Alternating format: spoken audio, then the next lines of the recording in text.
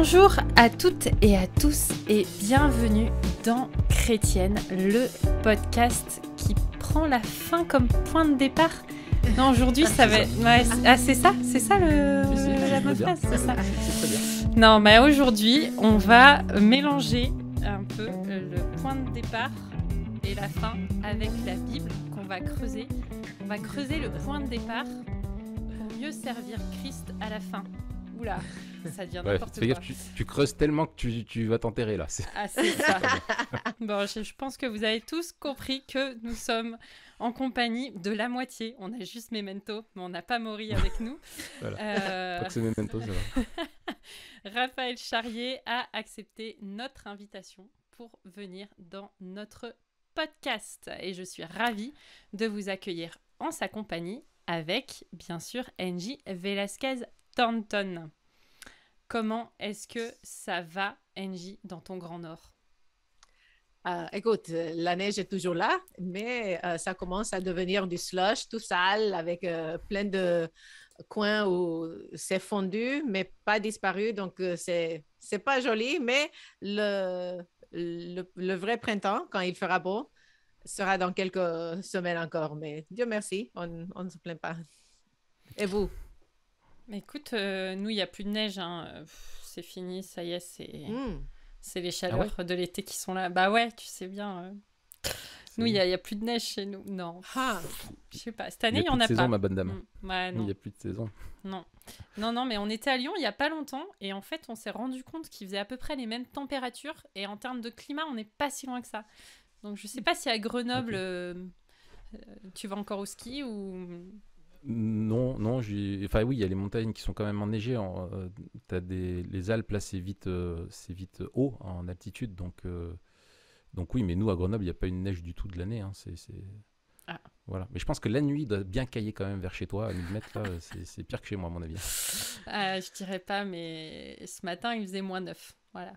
Bon, ben voilà. Comme ça, tout le monde saura. Voilà. Wow. C'est clair. Voilà. C'est clair. Mais sans neige. Ouais, bah ouais. Une région charmante, n'est-ce pas? Ah là là, bah ouais, carrément. Mais bon, remarque, le moment où le podcast va sortir officiellement, on sera normalement ensemble en train de faire un camp. Voilà, donc si vous n'êtes pas inscrit, tant pis, vous serez en train de rater un moment inédit et inoubliable. Yes. Une tarde. Ouais, carrément. Bon, étant donné qu'on n'est pas dans Memento Mori, mais qu'on est dans Chrétienne, on va vite rentrer dans le vif du sujet avant que les premières 45 minutes soient passées. Bon, en fait, on a invité Monsieur Raphaël Charrier parce qu'on avait trop envie de parler discipulat. Et on s'est dit, c'est qui le chef du discipulat? Et on s'est dit, le grand Manitou, c'est lui. Parce que tu as sorti une formation sur toutpoursagloire.com qui s'appelle Suivre Jésus, parce que tu prépares un livre sur ce sujet qui va sortir le fin septembre, le 27 septembre, je crois, chez BLF. Merveilleux, Édition. Trop bien. Écoute, on verra. Ouais. J'espère. Et du coup, on voulait parler avec toi du discipulat. Yes. Et on a prévu plein de petites questions pour toi. Ouais. Et je propose qu'on commence par le commencement. Quand on parle de discipulat, on parle de quoi? Alors, je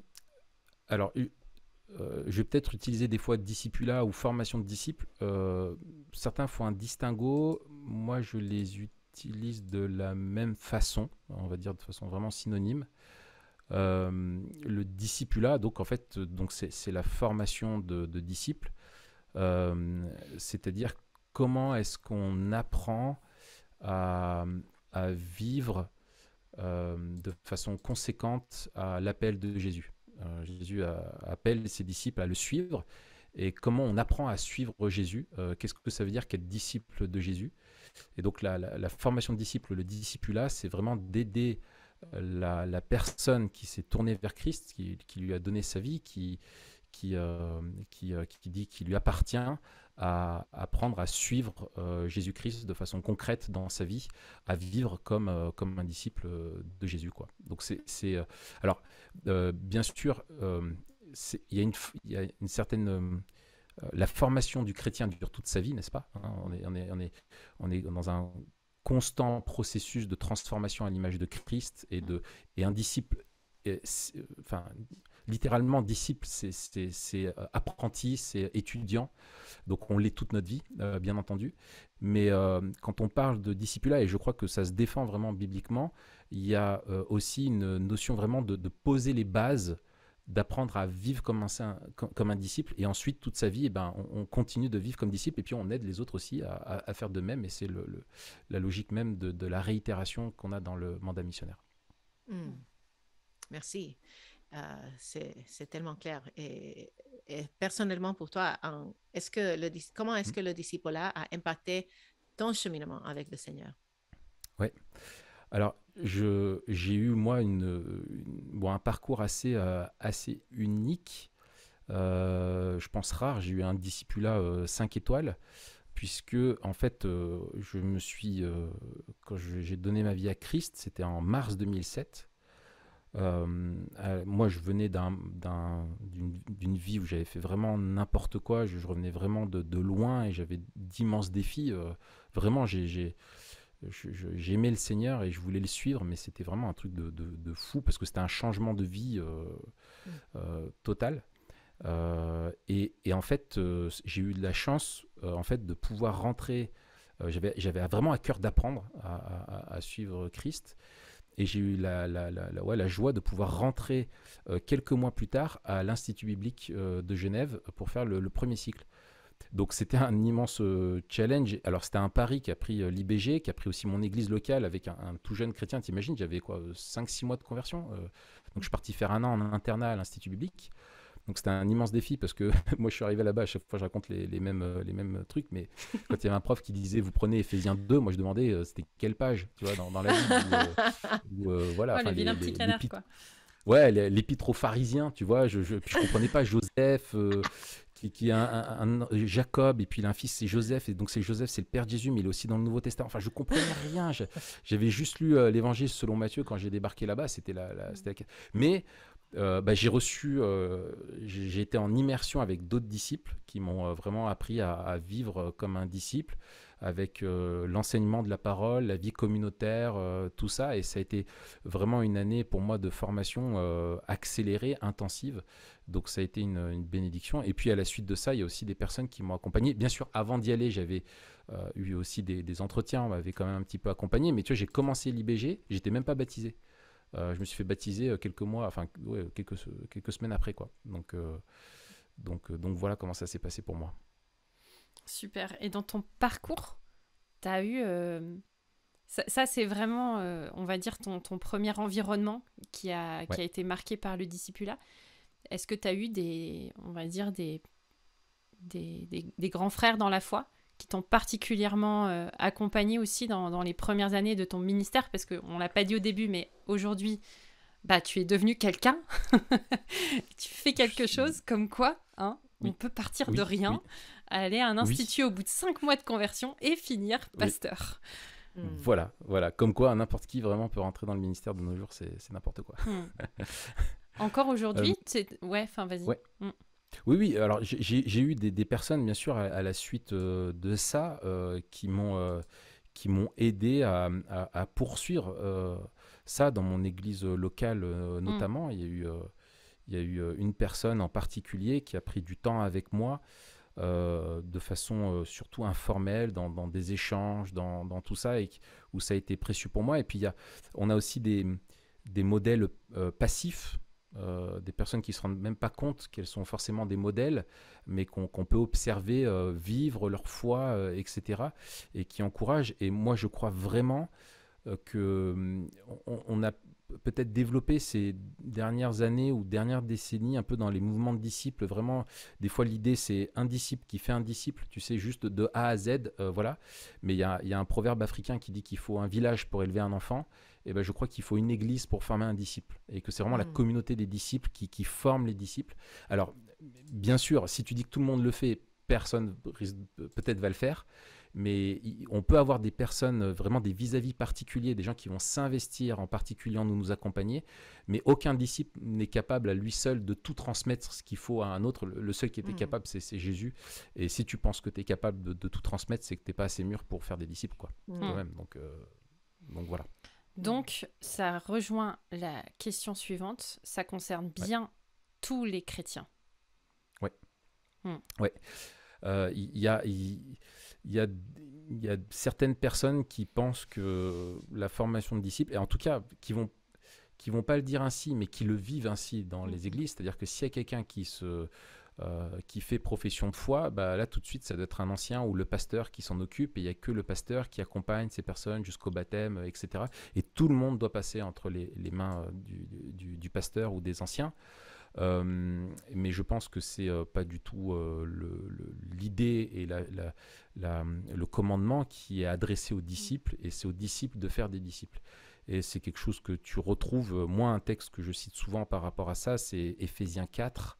Vous savez, il a toute la liste des ministères, il a donné les uns comme apôtres, prophètes, évangélistes, pasteurs, docteurs, pour équiper les saints en vue du ministère. Et en fait, qui fait le ministère, ce sont les saints, et qui édifient le corps de l'Église pour qu'il arrive à la stature parfaite de Christ.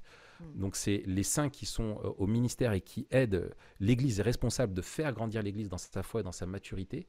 Et les ministères de la parole, ou comme les leaders, comme les anciens ou les pasteurs, etc., sont là pour équiper les disciples à faire des disciples. Donc, comme je dis souvent, le fruit vraiment d'un ministère où tu as compris toi-même ce qu'est le disciple et que tu le vis, c'est quand tu vois des personnes que tu as accompagnées toi-même qui, à leur tour, commencent à s'investir dans la vie d'autres personnes et les aider à grandir. Là, tu sais que tu as fait ton job, tu vois. Sinon, tout le monde passe par toi, et toi, bah, c'est hyper gratifiant. Hein, tout le monde est dépendant de toi, etc. Mais je crois que c'est une mauvaise compréhension du ministère et du mandat biblique qui est confié à l'Église en tant que telle, quoi. Et parfois, j'ai entendu une interprétation de la grande mission, du grand mandat en Matthieu 28 en disant non, ça c'était pour les apôtres. Eh bien, le verset en 2 Corinthiens 5 qui dit nous sommes des ambassadeurs de Christ. Non, ça c'était les apôtres. Et Éphésiens 2 que tu viens de citer. Non. Mais je trouve que parfois ces interprétations finissent par déresponsabiliser le corps de Christ en disant non, ça c'était pour les professionnels, ça c'était pour les apôtres, ça c'est pas pour nous, on va continuer. Donc, comment est-ce que tu encourages les chrétiens, et comme c'est un podcast de femmes, comment est-ce que ça concerne les femmes? Oui. Alors, l'identité déjà de disciple s'applique à hommes comme femmes dans les Écritures, et on voit que dans les disciples, dans les évangiles qui suivaient Jésus, il y avait des hommes et des femmes. Et il n'y a pas les hommes qui sont des disciples et les femmes qui sont là pour aider les disciples ou qui sont annexes. Et c'est quelque chose déjà de contre-culturel, le fait de voir hommes et femmes disciples ensemble former une communauté et qui ont les mêmes rôles. Je crois vraiment qu'il y a une distinction de rôle, etc., entre les hommes et les femmes, mais ça ne se joue pas à l'échelle de ce qu'est être disciple, puisque être disciple, c'est suivre Christ et apprendre à lui ressembler et à mettre en pratique ce qu'il nous enseigne. Donc ça, on est tous appelés à vivre comme des disciples. Et quand on regarde dans l'Évangile, notamment, tu citais le mandat missionnaire qui est dans Matthieu 28, quand on regarde le contexte précédemment, en fait, d'abord, il dit à ses disciples d'aller en Galilée et qu'il les retrouvera là-bas. Et donc, que c'est tous les disciples, hommes et femmes, qui vont là-bas, et c'est à eux qu'il s'adresse. Il ne s'adresse pas aux apôtres, il s'adresse aux disciples. Vraiment, le contexte est clair. Et en plus, donc c'est la première chose. Et deuxième chose, c'est que quand il donne le mandat missionnaire, si tu regardes, il y a aller, faites des disciples. Donc tu vas vers les autres, tu en fais des disciples, donc tu les amènes à répondre à l'évangile et à se donner à Christ. Ensuite, tu les baptises, donc tu les intègres dans la communauté des disciples, et tu leur enseignes à obéir et mettre en pratique tout ce que Jésus a prescrit. Et qu'est-ce qu'il y a dans tout ce que Jésus a prescrit? Il y a ce fait d'aller et vers les autres. Donc tu as un principe de réitération en fait propre au mandat missionnaire, où voilà, et Jésus n'a laissé derrière lui qu'une poignée de disciples, et on le voit quand on regarde dans les actes, quand les disciples se dispersent, on voit que la mission même précède les apôtres. où les apôtres arrivent et trouvent déjà des groupes de disciples qui se réunissent dans des villes. Pourquoi? Parce qu'il y a des disciples qui ont commencé à témoigner et qui ont fait des disciples. Et les apôtres arrivent et posent les fondements de la foi, de l'évangile qui leur a été confié. Voilà, tu prends l'exemple de Rome, par exemple. C'est une église qui a grandi, on voit, qui est quand même structurée. Paul parle des dons qu'il y a dans l'église, etc. Mais il n'y est pas encore allé. Et il leur écrit dans le but de les rejoindre après, quoi. Donc voilà, c'est vraiment les disciples qui font des disciples. C'est leur responsabilité, qu'ils soient hommes ou femmes. Déjà dans une dimension communautaire, où chacun doit prendre sa place et s'investir et voir sa fidélité, non pas simplement dans sa présence le dimanche matin au culte, mais dans son investissement dans la vie communautaire, dans la vie des uns des autres, à s'encourager, transmettre un modèle de foi, d'apprendre aux autres à vivre la vie chrétienne de façon concrète. Et ensuite, je pense au niveau plus personnel, intrapersonnel, je pense que c'est quand même plus sage que des hommes s'investissent dans la vie d'hommes et des femmes dans la vie des femmes.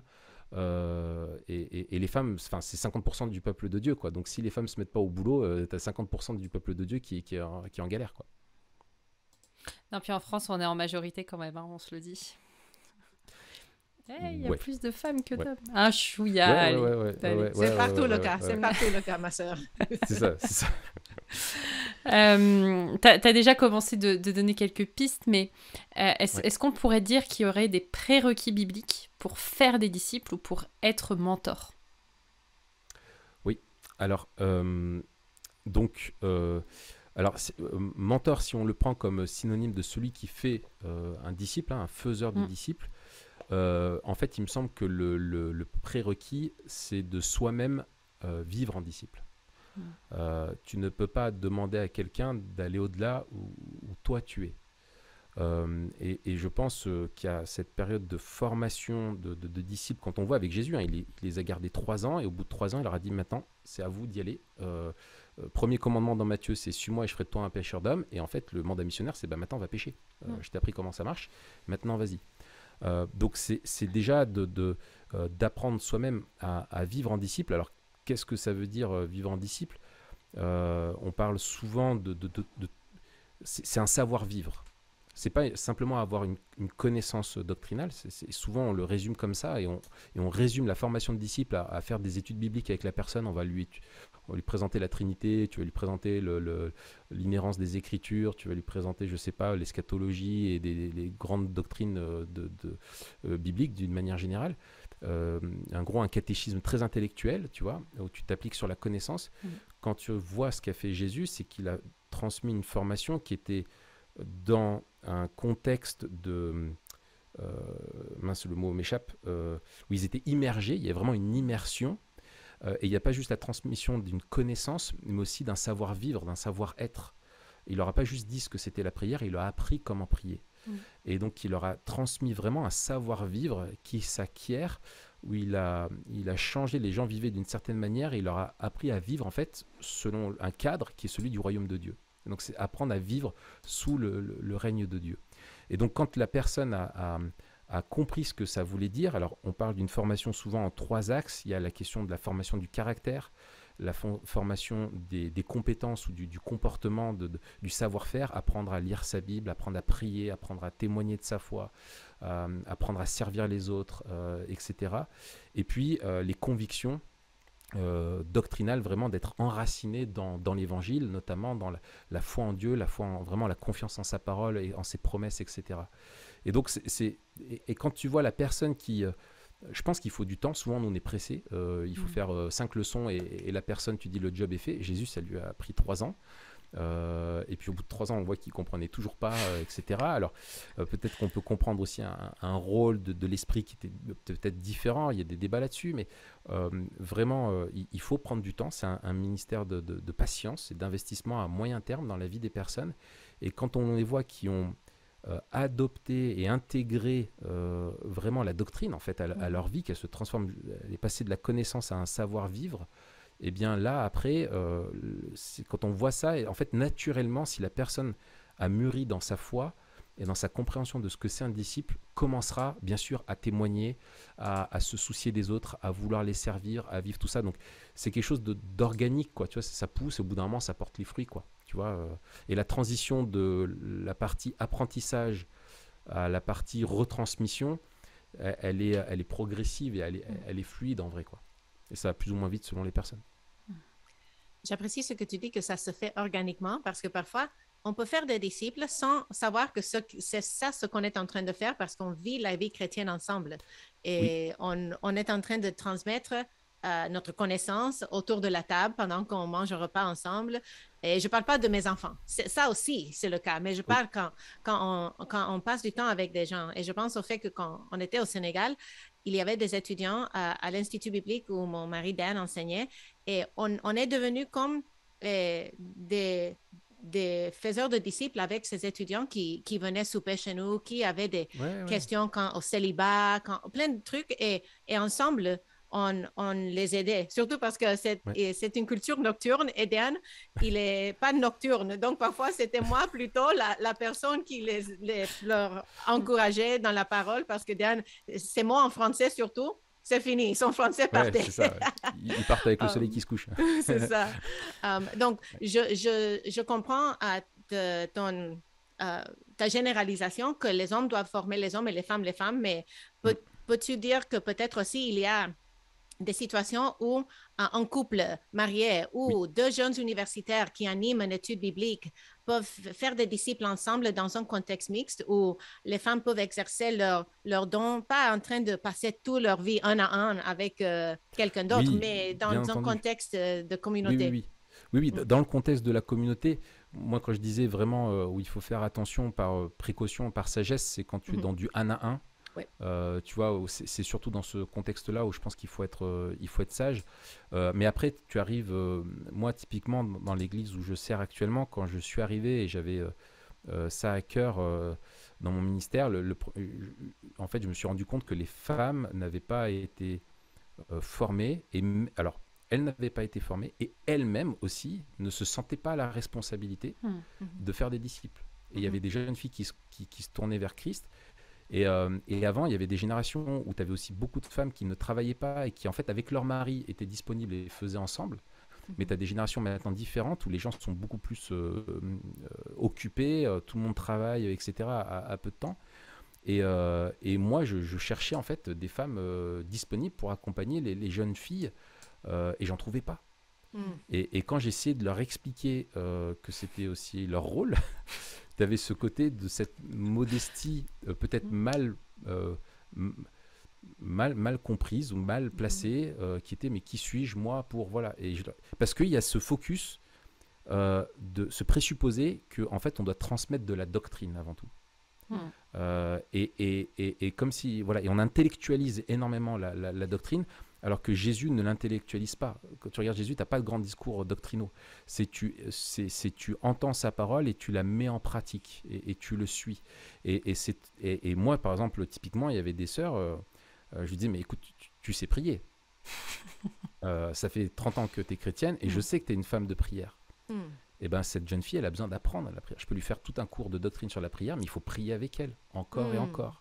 Et lui partager comment on vit la prière. C'est ça, comme ça que tu peux participer à la former en tant que disciple. Et surtout, les gens, en fait, en connaissent beaucoup plus qu'ils ne le pensent. Je pense qu'ils négligent leur culture biblique aussi, ont tellement peur de faire des erreurs qu'ils se mettent une pression phénoménale. Et donc, c'est vraiment d'encourager ça. Et du coup, ce qu'on a fait, nous, c'est que j'ai dit, ok, il n'y a pas le choix, on ne va pas laisser toutes ces jeunes sœurs qui se tournent vers Christ sur le carreau. Donc, je les ai accompagnées, mais tout de suite, je leur disais, écoute, ce n'est pas l'idéal.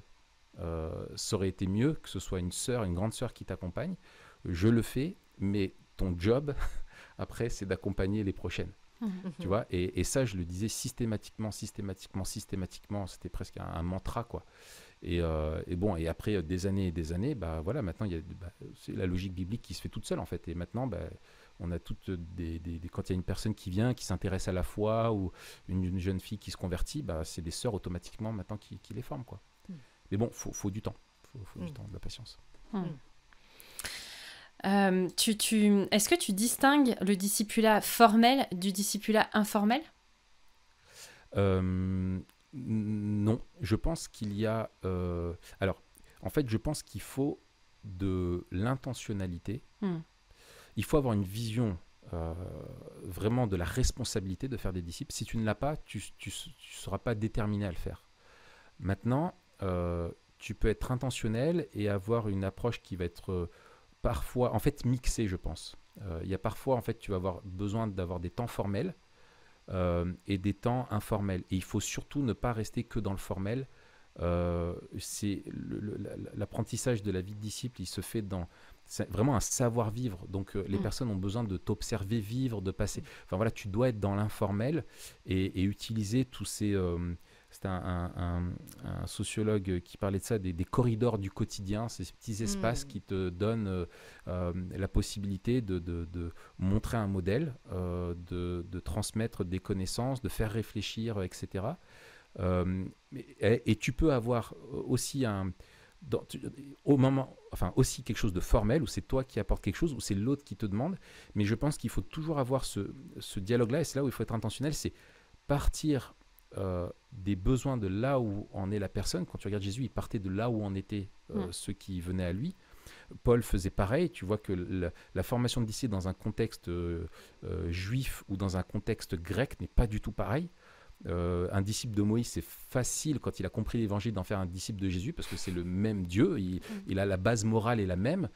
Par contre, avec quelqu'un d'arrière-plan grec, tu vois, Paul, il se tire des balles, quoi. Il dit, mais comment il y en a un qui couche avec la femme, la cousine de son... Mais ça, chez Moïse, jamais tu vois ça, tu vois.